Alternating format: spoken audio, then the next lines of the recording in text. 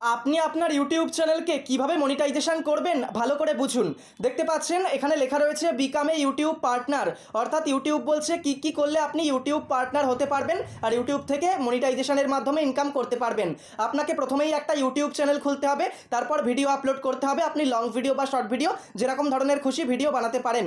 আপনাকে আপনার চ্যানেলেই প্রথমে 500টা সাবস্ক্রাইবার কমপ্লিট করতে হবে।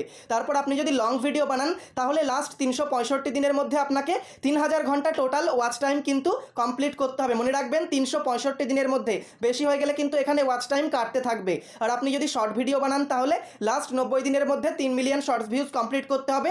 90 দিনের থেকে একদিনে যদি বেশি দিন হয়ে যায় তাহলে কি হবে, আপনার কিন্তু একদিন করে কিন্তু এখানে যা আপনি অর্জন করবেন ভিউজ কাটতে থাকবে। সেই জন্য দিনের মধ্যেই কিন্তু আপনাকে কমপ্লিট করতে হবে।